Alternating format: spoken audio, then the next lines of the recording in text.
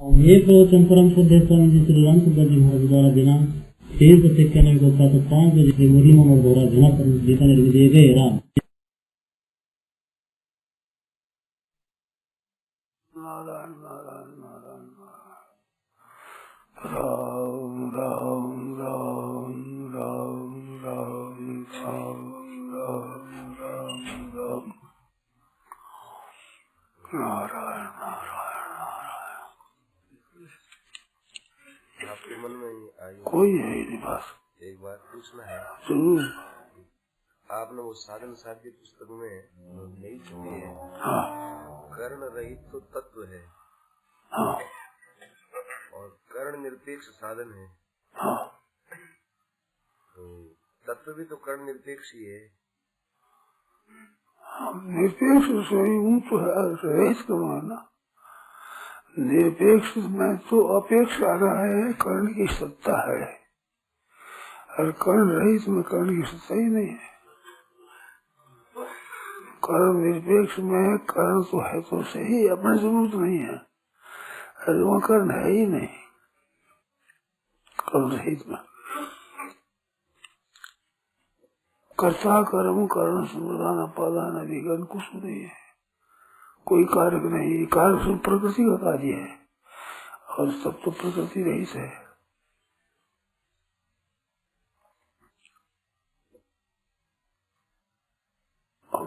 इसमें जो संबंध रहित होने अंतःकरण से संबंध विच्छेद करना ही कर्ण निरपेक्ष साधन से रहित तत्व को प्राप्त करना है। कर्ण से निरपेक्ष होना है, जिसके अंतःकरण से संबंध विच्छेद करना है। ये अंतःकरण से संबंध विच्छेद जो करेंगे ये किसी साधन से होगा या कर्ण अंतःकरण से संबंध विच्छेद है, स्वतः संबंध है ही नहीं। स्वतः तो महाराज वो नित्य प्राप्ति है, और प्राप्त है तभी तो अनुभव नहीं होता, जितने तो कुछ करना ही है। अनुभव नहीं होता तब तो कर्ण निरपेक्ष कहा, कर्ण रहित नहीं कहा। पहले अनुभव करना है, इस वास्ते ही कर्ण निरपेक्ष कहते हैं, कर्ण रहित नहीं कहते। मानो कर्ण साथ में रहता है साधन अवस्था में, पर उसकी जरूरत नहीं है। और साधन दो तरह का, निरपेक्ष कर्ण सापेक्ष, दो तरह साधन है। कर्ण सापेक्ष भी होता है, कर्ण निरपेक्ष भी होता है। कर्ण निरपेक्ष बिल्कुल विशेष है, विवेक प्रधान हुआ, उसमें कर्ण की प्रधानता है, उसमें कर्ण की गौणता विवेक की प्रधानता है। विवेक प्रधान साधन होता है, उसमें कर्ण की जरूरत नहीं है। और फिर और बोलो आप बोलते जो फिर बात और निकल जाएगी। आप इस शंका ठीक प्रकट करो, पूरा समझा नहीं हुआ। महाराज जी कर्ण रहित तो मृत्यु है, वहाँ यही कहा है महाराज जी, कर्ण रहित तो मृत्यु है। कर्ण रहित तो मृत्यु है, ऐसा भी कहा है। मृत्यु कर्ण क्या हुआ? मृत्यु क्या मतलब है? कर्ण रहित तत्व है, तत्व में एक तत्व ही है, उसके सिवा प्रकृति का संबंध नहीं है। तो प्रकृति का कार्य है ये कारक सब कारक प्रकृति का कार्य है, और प्रकृति है तत्व है, प्रकृति से अतीत तत्व है, गुणातीत स्वरूप है। कर्ण गुणों में आ जाते हैं, वो गुणातीत है। गीता में आ रहा गुणातीत सब उच्च से। महाराज जी खास शंका ये है भीतर में खटकने वाली, उस पुस्तक में बार ये लिखा है कि चाहे अंतःकरण शुद्ध हो चाहे अंतःकरण अशुद्ध हो, इससे कोई मतलब नहीं है। और खास अशुद्धि यही है कि अंतःकरण के साथ संबंध करते हैं, ये सबसे बड़ी अशुद्धि है। तो शुद्ध हो चाहे अशुद्ध हो, महाराज अशुद्ध अंतःकरण होगा तो कर्ण सापेक्ष ही साधन नहीं हो सकता, तो कर्ण निरपेक्ष कैसे होगा? ये भीतर उलझन है। और ठीक है, इसमें बात ये है जिसके विवेक प्रधान है ना, जिस व्यक्ति के विवेक की प्रधानता है। विवेक महाराज जी काम तो कभी तभी करेगा ना जब उसका अंतःकरण स्वच्छ होगा, निर्मल होगा, तब विवेक शक्ति काम करेगी। नहीं, विवेक शक्ति है उसमें ये होगा कि अंतःकरण क्या है। अंतःकरण तो ये वृत्ति है, मन बुद्धि चित्त अहंकार और तो ये परिवर्तनशील है। ये विवेक की प्रधानता होने से परिवर्तनशील है सब संसार। ये तो ज्ञान हमारे को है ना जी। तो परिवर्तनशील है, वो अपना स्वरूप नहीं, अपने सत्ता तो निरंतर रहने वाली है और परिवर्तन वाली जो सत्ता मिटने वाली है। ये ज्ञान किसको नहीं है? अपने इतने बैठे जिसमें कोई ऐसा है कि जिसको ऐसे परिवर्तनशील संसार है, सब तो अपरिवर्तनशील है। परमात्मा तो नित्य निरंतर रहने वाला है, संसार नित्य मिटने वाला है जी। ये ज्ञान तो सबको है। तो ये ज्ञान सबको, इस ज्ञान की ही प्रधानता से चलता है। अब महाराज जी ये जो ज्ञान है, हाँ। ये ज्ञान भी अंतःकरण की अशुद्धि से बार बार संसार की सत्ता को स्वीकार कर लेता है। वृत्ति में तो बात आ गई, युक्ति से बात समझ में आती है, लेकिन अंतःकरण की मलिनता से वो संसार की सत्ता भी मानता है, संसार में सुख भी देखता है। तो ऐसी स्थिति में ज्ञान की प्रधानता हो कैसे जाएगी, ये शंका है। ज्ञान प्रधान होगा वहाँ तो अंतःकरण निरपेक्ष होगा, क्रिया प्रधान होगा वहाँ पर कर्ण सापेक्ष होगा, और ज्ञान प्रधान होगा वहाँ पर कर्ण निरपेक्ष साधन होगा।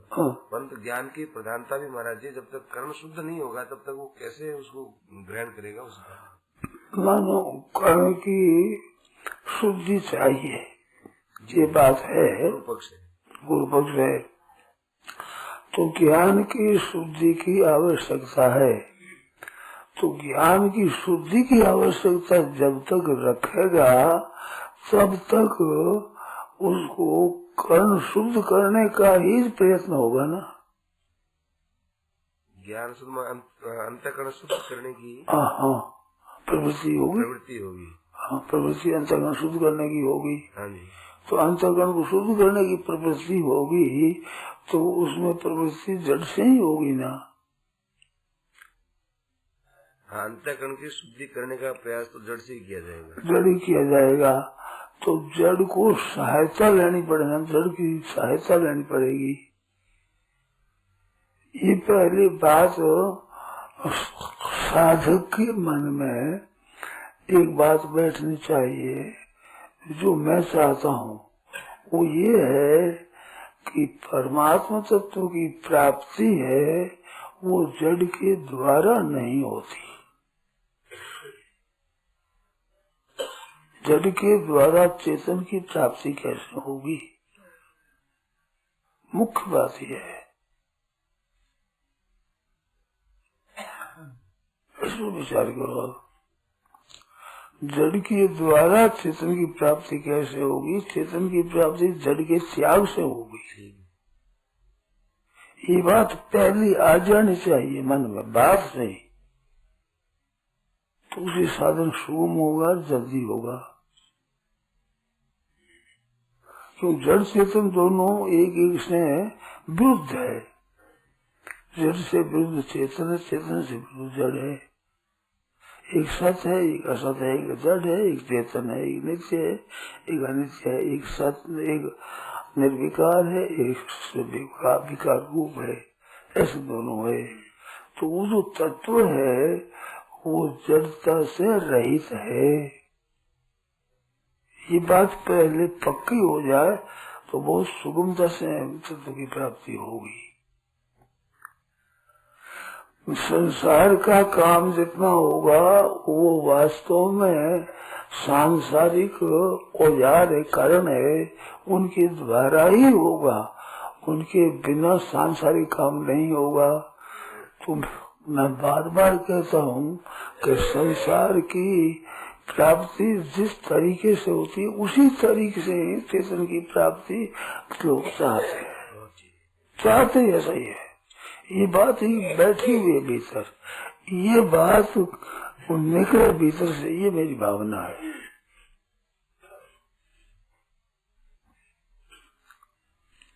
तो परमात्मा प्राप्ति जैसे सांसारिक प्राप्ति जीवित नहीं है, ये वैसे होने से क्या होता है कि धीरे धीरे ही होगा, जल्दी नहीं होगा। अंतःकरण शुद्ध होने से होगा, अंतःकरण शुद्ध एकदम नहीं होगा, वो धीरे धीरे ही होगा। ये एक विषय में बैठी हुई बात है। तो ये बैठी हुई बात है, तत्काल सिद्धि कैसे होगी? अरे यही आदमी मिल के बैठी हुई कि मानने से क्या होगा? अरे मानने से जो होता है सभी, और संसार में मानने से ही होता है।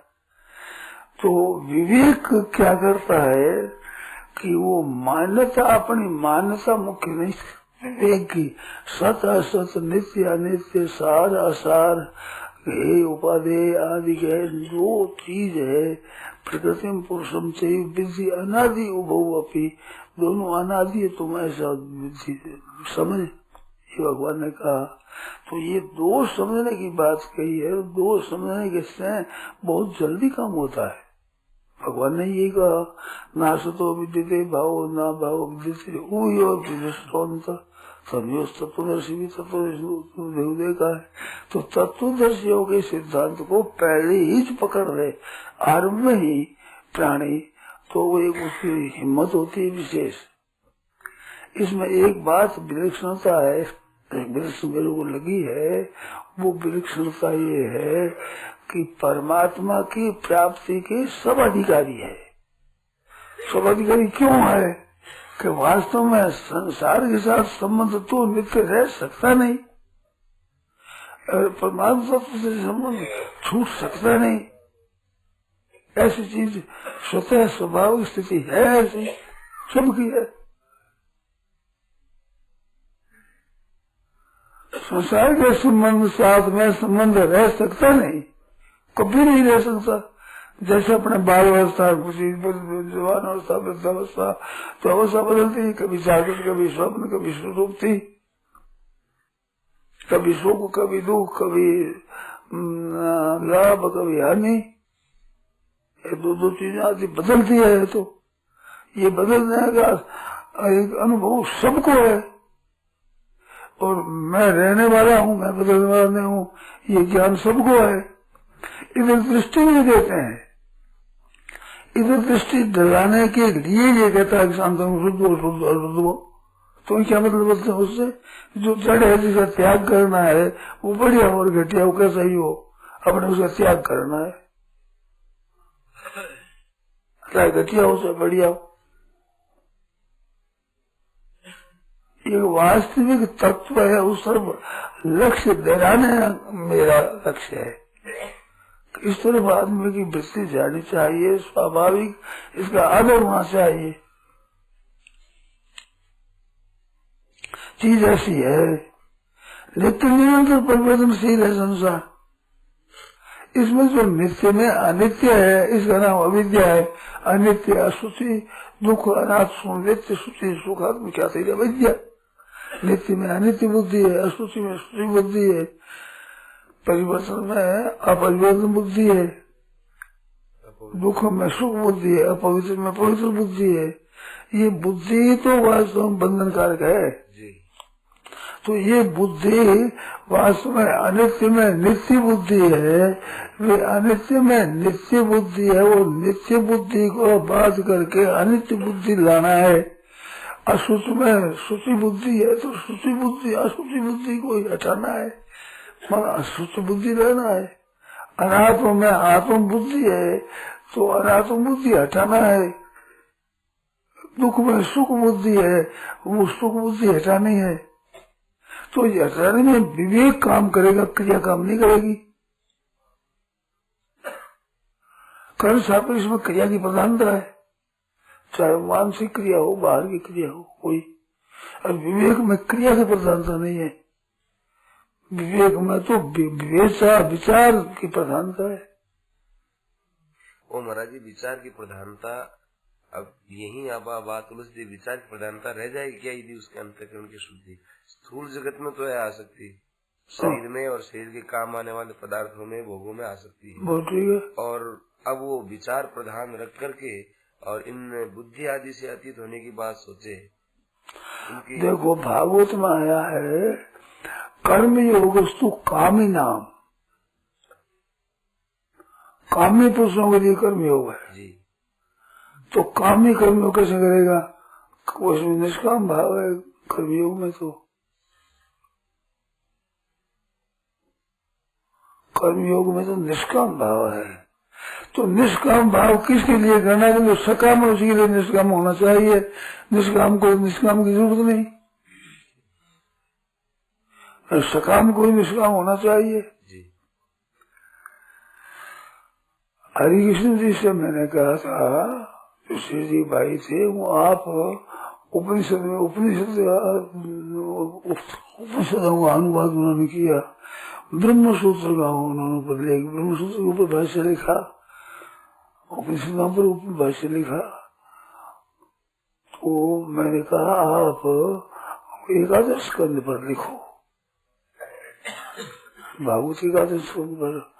तो उन्होंने उत्तर ये दिया, उसको विचार किया उन्होंने, उनको पढ़ा, पढ़कर विचार किया कि गीता की बात उसमें नहीं है, गीता में तो निष्काम कर्म है, कर्म योग है उसका वर्णन है, और वहाँ तो सकाम कर्म के लिए निष्काम कर्म योग बताया है।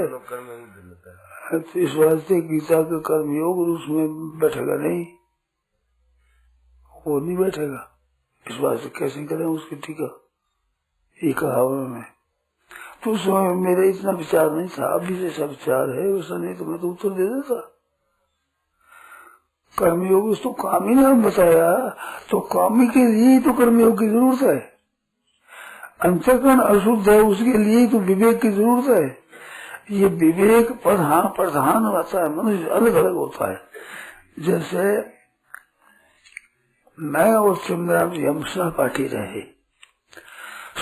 रहे तो वो समझने में उसकी बुद्धि कम नहीं थी, खंड पाठी पढ़ते थे और न्याय पढ़ते थे, तो पढ़ने में भी कम नहीं थे, समझने में बातें में कहीं नहीं समझते। तो मेरे जरा कहने की समझाने की एक प्रकृति है, तो मैं समझाता तो वे समझ लेते, कभी कभी वे उकता देते, कब मैं उन्हें नहीं समझाता, कब मेरे माथा भड़कता है, फट करता माथा। इस बार अभी चले जाओ, ठहर जाओ, 5 दिन फिर बताता मैं। इसलिए हम करते थे। तो क्या कहता था, तो तुलसीराम जी की प्रवृत्ति कैसी थी, वो समझने में कमजोर नहीं थे, फिर भी कल्याण आता तो भगवत कथा पढ़ते वो, और मैं कल्याण आता तो विवेक सेठ जी का और विवेक प्रधान लेख पढ़ता, और भी भक्ति पढ़ता। भक्ति उनकी भक्ति की रुचि थी, मेरी ज्ञान मार्ग में रुचि थी, भक्ति की मेरे को अच्छी लगती थी, तो उनके ज्ञान में भी अच्छी लगती थी उनको, परंतु प्रधानता भक्ति से ही उनके, मेरे को दोनों ही अच्छी लगने पर विवेक की सी प्रधानता, दोनों हमारे साथ बात ऐसी तो ऐसी प्रधानता थी। तो विवेक प्रधान होता है ना, वो उन्होंने ये बात तो कही थी कि पीछे जो विद्यार्थी जितने अपने पास में आते हैं, इसमें किसी की भी दार्शनिक बुद्धि नहीं है। तो दार्शनिक बुद्धि और विवेक वाला बहुत दुर्लभ आदमी है मिलने में। विवेक की रुचि है, रुचि मेरी विवेक की, हर एक बात में मैं भी विचार क्या है, ये बात कैसे होती है, कैसे चलता है, अब इंजन कैसे चलता है, मोटर कैसे चलती है, हमारा क्या मतलब उससे, तो मतलब न होते हुए भी विचार किया, उसमें चक्का चलता है ना, तो वो यूं चलता है, यूं तो उसका क्या है, यूं चलता है। तो इसलिए वो लड़जू चलता है, जैसे चक्के में घुमाव करता है, वो यूं चलता है, यूं हो गया, अब यूं चलता है, यूं तो उसमें चक्का चलता है तो क्यों चलता है? चक्के के धक्का लगाने वाली चीज चाहिए। धक्का से लगा तो भाप से लगता है। जैसे तपेले के ऊपर एक ढक्कन रखो, जो कूदने लगता है वो तो भाप में ऐसी शक्ति है, उस भाप को रोकी जाए तो बहुत ज्यादा शक्ति है। वही भाप जरा रुकी हुई है, इस बात में चलता है। अब बेचारे मेरी जरूर थोड़ी पढ़ाई, ना तो पढ़ा है माना, ना पढ़ने की इच्छा है, ना पढ़ाना है, परंतु उसको कैसे चलता है ऐसे उसमें बुद्धि जाती है अपनी, बेचारे वो कैसे चलती है बात। तो तो चलेगी। जितनी मशीनें है उनमें आरंभ क्रिया का आरंभ करने की आवश्यकता फिर चल पड़ेगी। मैं सोच रही बात है मेरी, मैंने पढ़ाई नहीं की है, परंतु सोच रही आएगी प्रक्रिया आरंभ होनी चाहिए, फिर तो सब काम हो जाएगा। संपूर्ण मशीन चल पड़ेगी, सब काम हो जाएगा। आरंभ क्रिया का कैसे हो? आरंभ होना चाहिए। तो मेरी बुद्धि ऐसी है, अरे एक बात चलते कि कैसे करते हैं, ये काम करेगी तो मेरे को दिखेगी, यूं क्यों करे, यूं करे ऐसे ठीक हो जाए। रसोई कैसे बनाओ, भोजन कैसे परोसे, कैसे बूढ़ी हो जाए माता परोसना नहीं आता। कई बालकों का पाल पोषण कर दिया, सब काम कर दिया, तो वो फिर भी युक्ति आती नहीं, ध्यान नहीं देते उधर। ऐसे शास्त्रों में सब बातें आती है, परंतु ध्यान देते ही नहीं, पढ़ाई कर देते, ध्यान नहीं देते। ध्यान दे तो बहुत काम करे। माने अंतःकरण शुद्ध हो चाहे अशुद्ध हो, जो ज्ञान की प्रधानता रखेगा तो वहाँ पर कोई रुकावट नहीं होगी। रुकावट नहीं होगी। हमारी शुद्धि में फायदा होगा जरूर, शुद्धि की मदद होगी, इसमें सब ले रही है। अंतःकरण शुद्धि को मदद मिलेगी, परंतु अंतःकरण के भरोसे रहेगा तो वो शुद्धि के भरोसे रहेगा, उसे समय बहुत लग जाएगा, समय अधिक। इस बात से शुद्धि अशुद्धि कुछ भी हो, ये कहने का तात्पर्य है कि तुम इसका भरोसे मत रहो, ये है। पर शुद्धि काम की चीज है। अब तो मैं थोड़ी कहता हूँ कि काम की चीज नहीं है शुद्धि, शुद्धि का आदर है। अंतःकरण शुद्ध होगा तो ठीक लगेगा, नहीं तो लगेगा ही नहीं हो। अब बात ठीक है, परंतु तुम इसी के भरोसे रह जाओ, ये ठीक नहीं है। इसमें तात्पर्य है। रुचि होती नहीं आदमी की, अब रुचि शुद्ध के बिना नहीं होती, अशुद्ध में रुचि नहीं होती। ये बात ठीक बात है, शुद्ध होने से रुचि होगी, पर वो रुचि शुद्ध होने से भी होगी, आफत आने से भी हो जाएगी। आफत आ जाती है, नाथ पुकारता। ये बात भी महाराज जी आप ऐसे स्वीकार ही करते हैं लोगों के लिए कि अंतःकरण शुद्धि होने पर ही रुचि होगी। हाँ। ऐसा आप मानते नहीं भीतर? मानता हूँ। अच्छा, मानता हूँ, नहीं मानता हूँ नहीं, मतलब आपके अंतःकरण शुद्ध होगा तभी रुचि होगी। हाँ, ये नियम नहीं। यहाँ ये बात है, ये बात है। अंतःकरण शुद्धि की आवश्यकता मानता हूँ मैं। नहीं मानते तो आप? मानते नहीं तो दान पुण्य को क्यों कहता हूँ, भजन सुनने के कहता हूँ, जप करो, कीर्तन करो, पाठ करो, ये क्यों कहता हूँ? कहता हूँ इसी वास्ते कि इनसे बहुत लाभ होगा, अंतःकरण शुद्ध होगा, ठीक होगा, तो अंतःकरण शुद्धि मानता हूँ मैं। नहीं तो साधनों को छोड़ देता, से साफ लाभ होता है, होगा, जरूर होगा, परंतु तुम इसके भरोसे मत रहो। भरोसे रहोगा तो दूसरी सूझेगा ही नहीं, और बात सूझेगी ही नहीं। तो अशुद्ध अशुद्ध ये कहने का तात्पर्य है कि तुम इनके भरोसे मत रहो, ये तात्पर्य है। ये नहीं कि शुद्धि है जिसका मेरा आदर नहीं है, अशुद्धि है वो कोई ठीक करने वाली बात नहीं है बिल्कुल। परंतु जब जिसको छोड़ना है वो शुद्ध हो चाहे अशुद्ध हो, कूड़ा कर निकाल कर फेंकना है, उसमें क्या क्या चीज है, कितना तो कांच का टुकड़ा है, कितना फूस है, और कितना उसमें कटी हुई वस्त्र कटे हुए जिनकी है, रुहानी है। अब इनमें संख्या कितना है, इनमें क्या मतलब फेंक रहा है, तो ये बहुत पहले होनी चाहिए आरंभ में, सब काम ठीक होगा।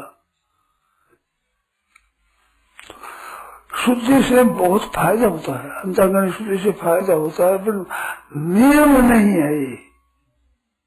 अंतःकरण शुद्ध होने पर विवेक जागृत होगा, ज्ञान की प्रधानता होगी। होगा, ये ठीक है, ठीक है, अंतःकरण। अरे आदमी सच कह रहे अंतःकरण शुद्ध नहीं है, अंतःकरण शुद्ध नहीं है वहाँ कहना चाहिए जहाँ करण की अपेक्षा हो। अंतःकरण शुद्ध नहीं है, बात यही उत्तर है सबका, यही है कि अंतःकरण शुद्ध नहीं है। ठीक क्यों नहीं होता? अंतःकरण शुद्ध नहीं है, तो चुप हो जाते हैं। तो ठीक है, क्या अंतःकरण शुद्ध नहीं है? अंतःकरण शुद्ध तो तब चाहिए जहाँ अंतःकरण की अपेक्षा हो, अंतःकरण की आवश्यकता हो। अंतःकरण चाहिए तब शुद्ध चाहिए। अंतःकरण से लेना ही नहीं है, अंतःकरण से संबंध विच्छेद करना है। अब शुद्ध होकर शुद्ध का चाहिए। वो जयपुर में मैंने कहा था, मुझे पूछा नहीं किसी ने, बहुत लोग तो बहुत आते थे। मैंने कहा मन अंतःकरण की कोई जरूरत नहीं है शुद्धि अशुद्धि की। मुझको आप प्रश्न आवेगा, कोई एक नहीं है प्रश्न। आपको मैंने कहा था ना, तो मैंने आज जोर से ये बात कही है कि शुद्धि अशुद्धि कोई जरूरत नहीं। सब जगह यही बात आती है कि तुम्हारी दृष्टि क्यों नहीं है, तुम्हारा अंतःकरण शुद्ध नहीं है। अंतःकरण की अशुद्धि है, इस वास्ते ठीक तुम्हारा ज्ञान समझ में नहीं आती है बातें। तो अंतःकरण शुद्धि इसमें काम किया जाएगी अंतःकरण से द्वारा क्रिया के द्वारा कर्म, क्रिया की सिद्धि में करण साधक तमम करणम, ये तम दिया है इसमें। तो क्रिया की सिद्धि के बीच में करण की आवश्यकता है, और क्रिया से अतीत तत्व के लिए करण की आवश्यकता क्या है? ये पहले कम से कम आदमी की जस तो जाए बात। कर्ण के द्वारा कोई काम होगा तो अंतःकरण शुद्धि में नहीं होगा ही नहीं, असंभव है। ये बात है। अच्छा, अंतःकरण के बीच में मल विक्षेप आवरण 3 दोष माने, 3 दोष मान कर उन्होंने विवेचन किया, खूब अच्छी तरह से शास्त्र में विवेचन किया है।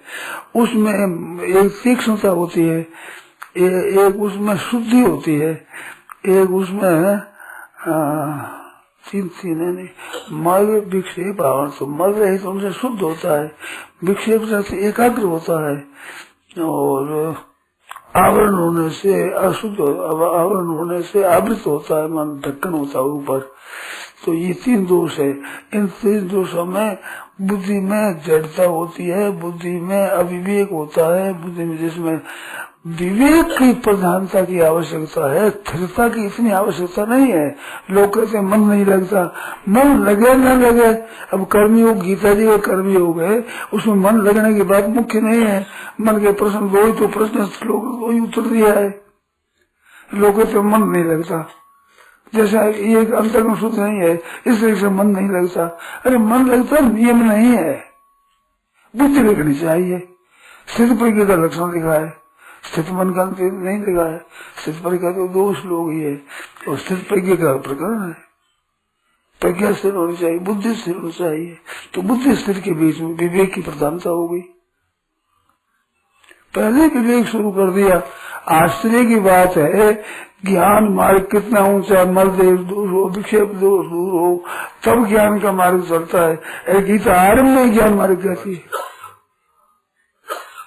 तो बाद में कैसे करे? उससे है ही नहीं, और उसको क्रिया करवाई नहीं, उससे क्रिया कराई ही नहीं। युद्ध तो उसके सामने उपस्थित था। हाँ, युद्ध करने से थोड़ी भी कल्याण हो गया। हाँ, युद्ध और भी बहुतों ने किया था। हाँ, युद्ध तो और भी बहुत योद्धाओं ने किया था। हाँ, उसकी सबने किया, जैसे मेरे लिए बहुत ही हजारों आदमी किया, लाखों ही होगा, इतना काम किया है। तो क्रिया है वह और चीज है।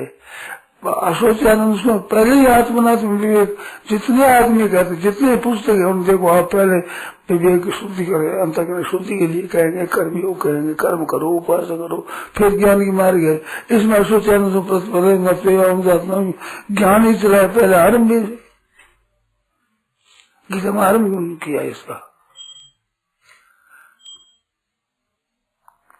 तो आत्मा अनात्म का विवेक ही मुख्य बताया है। आत्मा अनात्म शब्द ही नहीं है 20 श्लोकों में। न आत्मा है, न अनात्मा है, न ईश्वर है, न माया है, न प्रकृति है, न ब्रह्म है, शब्द ही नहीं आया है।